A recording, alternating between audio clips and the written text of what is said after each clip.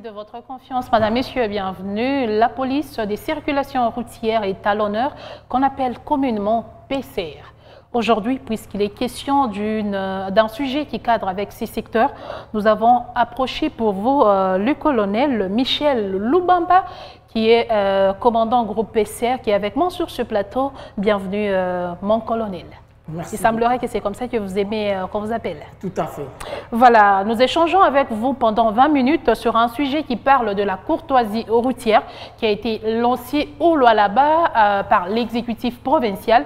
Et cette période de courtoisie ira jusqu'au mois de décembre. Mais il est important qu'on sache comment nous devons nous comporter, quelles sont les choses qu'on doit faire et qu'on doit éviter durant cette période appelée période de courtoisie routière. Alors, je voudrais d'abord, avec vous, mon colonel, qu'on comprenne c'est quoi la courtoisie routière, parce qu'il y a des gens qui ont du mal peut-être à comprendre. Merci beaucoup, madame. La courtoisie, dans son étymologie, c'est une attitude de politesse qui est mêlée avec beaucoup de générosité. Dans le cadre de la circulation routière, la courtoisie, c'est une période que l'autorité accorde aux usagers de la route afin de se mettre en ordre, c'est-à-dire leur permettre d'avoir tout ce qui est document relatif à utiliser sur la voie routière. Et la période que l'autorité accorde fait que nous, en tant qu'agents de la police de circulation routière, nous devons avoir une certaine attitude par rapport à cette période-là. Donc, la courtoisie, c'est... Alors, quels sont les concernés par rapport à cette mesure prise au niveau de la province? Les concernés, c'est tout celui qui est usager de la route. Que ce soit nous, qui sommes agents de la police de circulation routière, que ce soit les usagers de la route que communément nous appelons les conducteurs, que ce soit les motocyclistes, que ce soit les conducteurs de véhicules, que ce soit les gens qui conduisent les tricycles. Sauf nous, les piétons. Vous aussi, vous êtes concernés. Ah, donc, mais non, oui, mais parce que vous nous n'avons pas de véhicules. Non, non, madame, vous êtes opérateur sur la voie routière. Donc, vous êtes aussi usager de la route. Donc, nous avons aussi un comportement à adopter. Tout à fait. Alors, puisqu'il s'agit de cette période, puisque tous nous sommes concernés, nous sommes appelés usagers de la route, alors quels sont les comportements que nous devons adopter durant cette période de courtoisie routière? La part des responsabilités ou la part de la manière dont chacun doit se comporter est bien déterminée dans les textes. Je vais d'abord commencer à ce qui concerne les agents de la police de circulation routière. Lorsque l'autorité décrète une courtoisie, il nous demande d'observer une certaine attitude. Je venais de définir la courtoisie comme une attitude de politesse. Donc tous ces jours ici peuvent se comporter comme ils veulent, c'est seulement lors de la courtoisie qu'ils doivent être polis. Non, non. Mais franchement, on peut se dire ça. J'ai utilisé les termes, des termes français. Donc, c'est-à-dire, nous, en tant qu'usagers, nous, en tant qu'opérateurs sur la voie publique, nous, agents de la police de circulation routière, nous avons une attitude à afficher. En d'autres termes, l'autorité nous demande de nous réserver de ne pas contrôler les documents de bord. Les documents de bord, vous savez, il y en a plusieurs. Et entre-temps, pour certaines situations, nous devons être très courtois. Voilà ce que l'autorité nous demande. Mais par contre, toujours dans le cadre de la courtoisie, l'autorité oblige aussi à d'autres usagers de la route, à d'autres opérateurs de la route, entre autres les conducteurs, doivent aussi afficher une certaine attitude sur la voie routière. Ils doivent respecter les codes de la route. Et ce code de la route, c'est un règlement qui reprend plusieurs articles que nous sommes obligés de respecter. D'ailleurs, c'est une convention internationale que nous sommes souscripteurs, État congolais. Alors, nous devons adopter une certaine attitude. Donc, nous devons respecter les règles, les règlements qui sont souscrits sur les codes de la route. Il y en a plusieurs. Si je commence à les citer, peut-être nous allons arriver jusqu'à 4 h du matin. Madame. Alors, mon colonel Michel Loubamba, moi je voudrais un peu savoir, parce qu'à un moment, on a l'impression que les conducteurs se plaignent en disant, mais tout comme période, il y a courtoisie routière, mais il y a une forme de tracasserie. Alors, si un conducteur de véhicule se trouve face à cette situation, comment doit-il se comporter? Parce que déjà, les conducteurs sont informés que durant cette période, il n'y a pas de tracasserie. Il n'y a pas trop d'exigences de la part des hommes en uniforme. Mais si je suis conducteur, je me retrouve face à cette situation, comment dois-je faire? Vous savez, l'autorité, lorsqu'il a émis cette disposition-là, cette décision réglementant la période précitée là, la courtoisie, à la fin de sa communication, il a insisté sur le strict respect du code de la route. En d'autres termes, l'autorité voulait dire que la courtoisie, ce n'est pas le libertinage sur la voie publique. Donc, nous devons être courtois. Nous, agents de la police de circulation routière, nous sommes courtois. Et de la même manière, les usagers de la route doivent respecter le code de la route. Je vais illustrer ça avec beaucoup d'exemples. Okay. Je prends par exemple l'avenue Jacques Massengo, l'avenue de l'RVA. Okay. Comment est-ce que les conducteurs peuvent ériger 3 bandes alors que la largeur de cette avenue ne permet pas à ce que nous puissions avoir 3 bandes? Alors, lorsque un usager de la route ne respecte pas le code de la route, pendant que le code de la route vous demande, chacun doit être sur sa bande. Lorsque vous empruntez la bande, la 3e bande, vous obstruez à ceux-là qui prennent le sens opposé. Voulez-vous que la police de circulation routière croise les bras, madame? Là, vous intervenez comment? Donc, nous remettons toujours ces gens-là de reprendre leur bande officielle. Mais il y a quand même des conducteurs inciviques, des conducteurs récalcitrants. Même si vous Et comment vous les gérez durant cette période de courtoisie? Bon, nous faisons quand même une pédagogie, nous les éduquons. Mais les récalcitrants, la loi est là, de toutes les façons, la loi doit être respectée. Même si elle ne sera pas respectée dans sa rigueur, nous pourrons le faire pour ceux-là qui ne comprennent pas. Alors comment procéder? Je suis tracassé par les hommes en uniforme sur la route. J'allais encore ajouter. Justement. Vous prenez par exemple le rond-point Mwangeji, où nous sommes obligés de respecter les sens giratoires. Okay.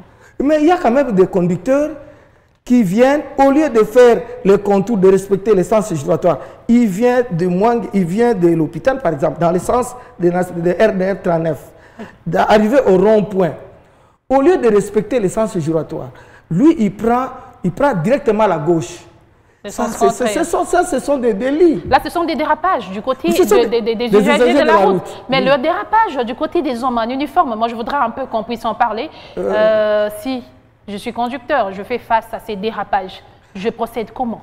Bon, en ce qui concerne les hommes en uniforme, ce sont des hommes, vous savez, dans une œuvre humaine, il y a toujours des imperfections. Là, vous changez même de ton, mon colonel. Non, mais je suis en train de vous éclairer. Et justement. Nos hommes qui se compromettent parfois dans des petits délits, ils sont toujours châtiés, ils sont punis. Ça, moi, je vous dis. Dernièrement, j'ai eu une parade et je crois avoir sanctionné au moins plus de 11 policiers pour avoir commis des délits sur la voie publique. Donc, nous ne croisons pas les bras. Alors, il faut faire comment? Bana déraper. Bana nyeka miye mouma situation moi un peu compliquée. Bon. Je fais comment? J'appelle les colonels Lubamba, j'appelle qui? J'ai fait comment pour que cette personne en uniforme soit sanctionnée? Je procède comment? Oui, la PCR telle qu'elle est structurée, elle a au moins 4 escadrons qui sont répartis dans les différents ressorts. Nous avons l'escadron Manika, qui est dans le secteur de Manika. Il y a l'escadron d'Ilala, dont le bureau se trouve juste au niveau de la poste. L'escadron Manika, le bureau est juste sur Mandrandel. Il y a l'escadron Luilou et l'escadron état-major, l'escadron surveillance qui est juste à côté de mon bureau. Et dans chaque escadron, il y a des responsables. Il y a des commandants escadrons. Et après les commandants escadrons, il y a des commandants, des chefs section. Okay. Donc, il y a le degré de responsabilité. Au dernier ressort, par exemple, au niveau de la PSL, c'est moi qui suis au dernier ressort. Mais en dessous, j'ai des subordonnés, des collaborateurs. Vous êtes numéro 1 de la PCR. Correctement, madame, vous l'avez dit. Ok. Alors, On doit retenir le numéro sur son jacket pour vous appeler parce qu'on doit avoir des identifiants parce qu'on ne connaît pas tous les hommes en uniforme. Je crois avoir dit la fois passée, quand j'étais en face des responsables de corporations des usagers de la route lors de l'explication sur la communication de l'autorité provinciale, j'ai dit à chaque fois que vous allez constater qu'un agent de la police de circulation routière dérape, n'hésitez pas à appeler moi. J'ai donné le numéro. J'ai donné le numéro. Vous pouvez encore les donner. Et puis, chaque agent a un numéro sur son dos. Okay. Donc, ils sont facilement identifiables, madame. Donc, il suffit de retenir le numéro sur son jacket et appeler le colonel Lobamba. Vous pouvez m'appeler. Aussitôt que vous m'appelez, vous allez voir comment est-ce que nous allons réagir. Il n'y a pas de souci. Alors, depuis que vous avez commencé cette période, c'est depuis quand déjà, colonel? Depuis que nous avons commencé la courtoisie. Aujourd'hui, nous sommes le 20... Aujourd'hui, nous sommes le 21 octobre. Le 21 octobre. Donc, il nous reste encore 2 mois et presque 10 jours. Okay. Donc, le cours normal de la prescription de la courtoisie, elle est là. Elle sera respectée jusqu'au 31 décembre 2024. Et nous sommes là en train d'observer et de faire respecter les dispositifs pris par l'autorité. C'est-à-dire que quand vous insistez sur ce point, ça sous-entend quoi? Non, mais nous sommes là pour faire respecter, c'est-à-dire une mise en garde ou... Non, mais entre-temps, je suis en train d'instruire les hommes en uniforme qui doivent respecter. C'est pourquoi je vous ai dit, les brebis galaises, à chaque fois qu'ils seront surpris, ils seront automatiquement sanctionnés. Mais de part ou d'autre, c'est pourquoi je suis en train d'interpeller aussi les usagers de la route, de nous faciliter aussi la tâche, les conducteurs, de respecter tout ce qui est prescrit du code de la route. Non, on pensait qu'on ne va pas voir un élément de la police sur la route. C'est ce qu'on pensait. Non. Mais sinon, on voit les éléments de la PCR sur la route, on se demande, mais comment? Madame, nous devons être là, sinon, je ne sais pas qu'est-ce que nous allons récolter. Nous sommes là pour orienter, ordonner, orienter les usagers de la route. Je vais prendre l'exemple. Il y a des endroits où il y a des marquages au sol pour les traversées des élèves. Mais vous allez constater dans toute la ville, partout où il y a les écoles, nous plaçons les agents qualifiés devant les différentes écoles pour les traversées des élèves. Tout ça, ce sont des mesures sécuritaires que nous avons prises pour permettre que les enfants se retrouvent dans de très bonnes conditions. Mais vous savez aussi, certains usagers de la route, certains conducteurs enfreignent parfois certaines dispositions sur la voie publique. Sachant bien que devant l'école, il est devant une école, mais il peut rouler à une vitesse interdite. Mais durant cette période, est-ce que l'arrestation des automobilistes est-il possible? Lorsque vous violez la loi. Madame, lorsque vous violez la loi. Ah, c'est pas que je peux tout faire, on ne m'arrête pas. Non, mais c'est pourquoi il n'y a pas de libertinage. Lorsque vous violez la loi. Si vous ne violez pas la loi, on ne va pas vous interpeller. On ne va pas vous demander les documents de bord. Donc, ce n'est pas exclu qu'on arrête un automobiliste durant cette période de courtoisie? Non, ce n'est pas exclu. Lorsque vous compromettez sur la voie publique, vous commettez des infractions qui sont répétées sur les textes de loi, vous serez interpellé. Parce que sur ce point, nous pensons qu'il y a un bambana. Non, de part et d'autre, il m'a chikou, tout très courtois, tout très gentil. Donc, on a reconnu que c'est Machouko Indien, très courtois. Non, bon, il est terminé, c'est ma courtoisie. C'est tout qu'on a fatigué à la Voilà, je voudrais un peu que vous puissiez nous faire un petit bilan. Depuis que vous avez commencé, y a-t-il eu des dérapages que vous avez enregistrés à votre niveau? Si oui, combien? Les dérapages ne manquent pas parce que ce sont les gens qui sont sur la voie publique. Okay. Des petits cas qui sont souvent réglés. Quand on m'explique, ils viennent parfois à mon office, je vois dire non, ça va, ça peut être passable. Et il y a ceux-là aussi, parfois ils sont sanctionnés. Et puis, même en ce qui concerne les agents qualifiés aussi, nous les faisons de la même manière. C'est que peut-être que je suis en train de déplorer certains cas d'accidents à répétition et la nuit. Ah, vous avez déjà enregistré des accidents? Les cas des accidents la nuit, tout ça, c'est suite aux ivresses publiques, aux ivresses. Les gens, quand ils sont la nuit, ils savent que Ils sont sur la voie, ils sont libres, mais entre-temps, après avoir pris un verre... Donc, manque de conscience. Il n'y a pas de conscience. Et puis, ils sont en train de détruire les séparateurs, ils montent sur les séparateurs. Et alors que l'autorité provinciale est en train d'investir beaucoup d'argent pour les infrastructures routières, pour que la ville soit une ville moderne. Mais les conducteurs inciviques, après avoir consommé la boisson, ils montent sur les séparateurs. Ça, ce sont des actes à réprimer. Oui, et là, vous ne ménagez pas. Vous allez croire un conducteur qui marche sur les séparateurs, qu'on observe une attitude de courtoisie vis-à-vis de lui. Négatif, madame. Ah, ce sont des exceptions. Tout à fait. Alors, les sanctions sont-ils connues? Quelles sont des sanctions dans ces genres de cas? De la part des usagers... De tous les deux côtés, quelles sont les sanctions prévues?